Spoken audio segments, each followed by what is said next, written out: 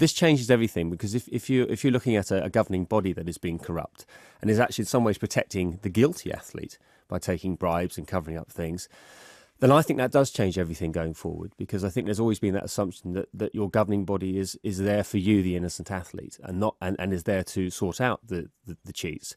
But if the findings that we'll hear in the next few hours are what people fear, and it looks like there's been corruption and there's been cover-ups and there's been protection and all that sort of stuff, then I think it's a very dark day for the world of athletics.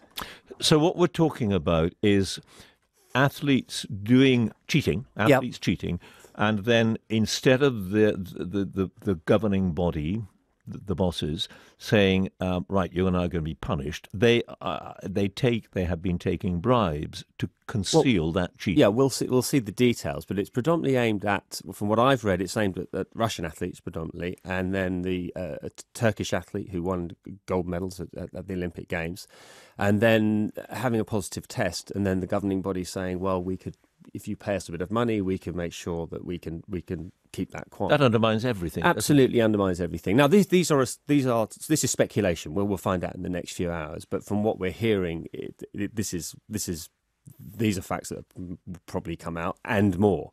And of course that changes everything. And Lamine Diack, who is the outgoing president, Sebastian Coe, has taken over in the last few months. And what a time for him. I mean, to come into this. I mean, he's taken on a sport now that has never been in more trouble. Probably the right man for the job at the time, I would argue.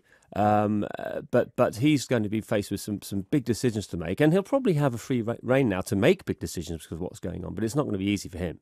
He won't be tainted in any way because of his relationship with Lamine Diack. He talked about him as his spiritual leader. I think yes. I mean, he's publicly said, he's much praise on Lamine Diack when he was the outgoing president, calling him the sort of spiritual father of the world of athletics. He'll probably regret that.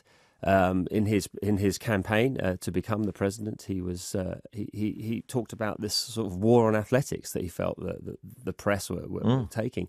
He'll probably regret that because, of course, as the facts come out. But Coe's a friend of mine, so I obviously I'm not. It's slightly difficult in some ways, but I personally would give him the benefit of the doubt. He's been vice president at the federation for many years, but he claims he didn't know anything about this. I believe him. But it puts him in a very difficult position.